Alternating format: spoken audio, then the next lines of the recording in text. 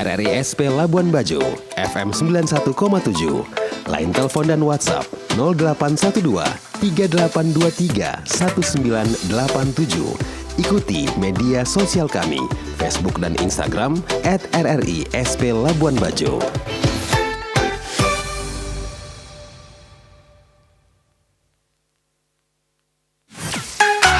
Kanal informasi dan inspirasi Pro 1.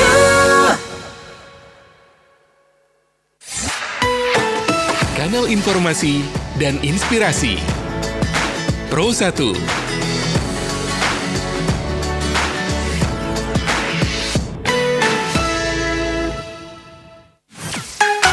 Kanal informasi dan inspirasi Pro 1. Selamat pagi pendengar RRI Labuan Bajo di mana saja Anda berada pendengar. Terima kasih Anda masih terus bersama kami di RRI Labuan Bajo FM 91,7 MHz pendengar. Saya Gung Sene penyiar Anda yang akan menemani Anda di Labuan Bajo pagi ini. Untuk edisi pagi hari ini pendengar, sudah kami siapkan beberapa topik menarik untuk Anda di sesi wawancara untuk kali ini pendengar ya. Kita awali dengan topik Forum Komunikasi Keagenan Kapal Labuan Bajo dapat piagam penghargaan dari Kemenhub. Dan untuk membahas hal tersebut lebih dalam, pendengar sudah terhubung bersama kita di via telepon Ketua Forum Komunikasi Keagenan Kapal Labuan Bajo, Sumarlin. Langsung saja kita sapa. Selamat pagi Pak Sumarlin. Selamat pagi Pak. Selamat pagi. Bagaimana kabarnya Pak? Sehat.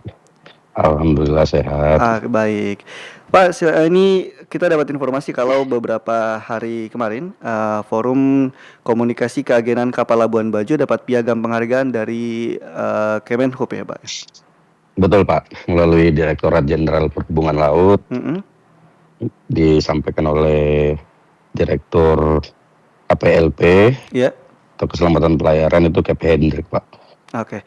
Nah Pak ini apa sebenarnya makna penghargaan dari Kementerian Perhubungan ini bagi vokal dan seluruh anggota di Labuan Bajo, Pak Sumarlin? Ya, untuk penghargaan ini bentuk apresiasi untuk organisasi kami yang dimana mungkin perlu teman-teman ketahui di Labuan Bajo ini baru Forum Komunikasi Keagenan Kapal satu-satunya asosiasi di bidang pelayaran, Pak. Jadi di mana anggotanya adalah perusahaan keagenan kapal nasional atau perusahaan pelayaran yang tergabung, kurang lebih ada 13 perusahaan. Jadi penghargaan ini menjadi dorongan bagi kami untuk terus termotivasi untuk kehadiran asosiasi membawa kebermanfaatan khususnya di bidang pelayaran, Pak. Oke, nah sejauh mana vokal berperan dalam mendukung kampanye keselamatan pelayaran hingga akhirnya mendapat apresiasi ini Pak Sumarlin? Jadi dari 2024 memang untuk aktif di bidang pelayaran kami partisipasi aktif terhadap fasilitas-fasilitas yang ada di pelabuhan, terutama untuk kegiatan keberangkatan penumpang atau aktivitas penumpang wisata, di mana salah satu bentuk dari program CSR kami yang nyata bisa dilihat itu adalah menambahkan fasilitas untuk railing di tangga penumpang kapal. Sebelum penumpang naik ke kapal itu ada kita kontribusikanlah untuk membuat railing agar biar lebih nyaman dan aman. Kemudian dari masing-masing perusahaan menempatkan tim atau stafnya di pelabuhan untuk memastikan bahwa dari pelabuhan itu sudah berangkat menggunakan life jacket atau alat keselamatan lainnya, seperti itu Pak. Sampai hari ini, kemarin di kampanye pelayaran pun kita melalui program CSR kita berpartisipasi untuk menyumbangkan 76 life jacket dan 9 life buoy atau ring buoy, Pak. Oke. Apakah penghargaan ini menjadi bentuk pengakuan atas kerja kolektif agen kapal di Labuan Bajo, Pak? Ya, menurut kami ini salah satu bentuk pengakuan dari kementerian terkait di mana yang berkaitan langsung dengan izin dari usaha kami yang tergabung di dalam asosiasi.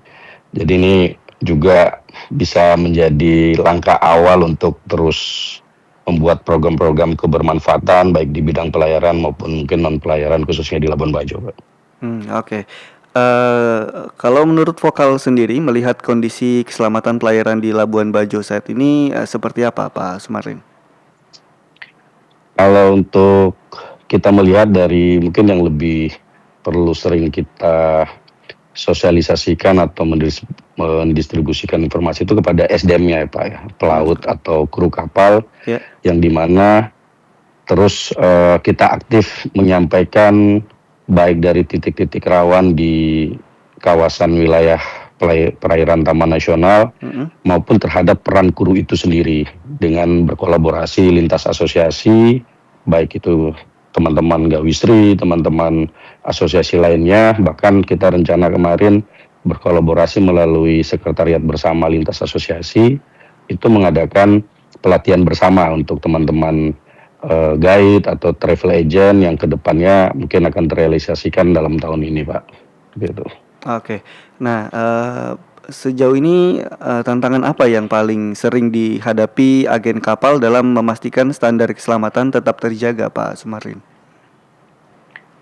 Kalau selama ini polanya yang menjadi kendala di kita sih untuk memastikan bahwa tanggung jawab nakoda atau otoritas nakoda itu full, tidak bisa diintervensi. Misalkan ada pembatasan pelayaran, ada beberapa case itu ketika pembatasan pelayaran misalkan cuma diizinkan ke Rinca sebagai destinasi terakhir, tapi ada beberapa oknum kapal yang masih deviasi atau keluar jalur seperti Pak. Jadi itu yang kami komitmen bersama lintas asosiasi juga kemarin untuk peran masing-masing ini menjaga keselamatan pelayaran khususnya di Labuan Bajo bukan cuma tugas dari agen kapal tapi kita semua yang terlibat di kegiatan pariwisata di Labuan Bajo seperti itu Pak. Oke. Nah, setelah menerima penghargaan ini, langkah konkret apa yang akan dilakukan Vokal untuk meningkatkan standar keselamatan di Labuan Bajo? Kalau dari kami yang jelas sesuai program juga kegiatan dari Vokal sendiri yang pertama terus aktif kemarin sudah kita libatkan para staf perusahaan keagenan kapal untuk melakukan diklat keagenan manajemen keagenan kapal. Kemudian yang kedua kita rencana menggandeng badan pelatihan dari sekolah-sekolah pelayaran untuk memastikan atau mengupgrade dari kompetensi kru-kru ini Pak, baik dari sisi lisensi maupun pemahamannya terhadap peran mereka di atas kapal. Kita juga bersyukur mulai tahun ini juga sudah ada rumah sakit kerjasama antara perhubungan laut dengan salah satu rumah sakit di Labuan Bajo untuk kegiatan mengupgrade kompetensi dari sertifikat kru ini Pak. Yang sebelumnya itu cuma kita harus terkendalanya harus ke Bali atau Surabaya di luar Labuan Bajo dengan begitu banyak kru. Oke. Kedepannya apakah ada program internal atau sosialisasi rutin kepada anggota terkait regulasi terbaru dari Kemenhub Pak Sumarlin? Kalau itu sudah berjalan, kita melalui perusahaan anggota, kita membuat grup WhatsApp dari tahun lalu bersama semua nakoda untuk kapal-kapal yang diageni masing-masing perusahaan yang ada di Vokal. Untuk selalu aktif mendistribusikan informasi ataupun regulasi-regulasi terbaru di bidang pelayaran, Pak. Oke.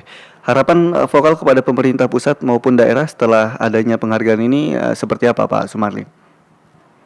Harapan kita untuk kondisi di Labuan Bajo mungkin pemerintah pusat lebih memperhatikan khususnya soal dampak atau tim evakuasi di mana saat ini itu menjadi keterbatasan juga, misalnya teman-teman personil Basarnas itu terbatas, kemudian tim reaksi cepat juga secara alutsista atau maupun jumlah SDM-nya terbatas.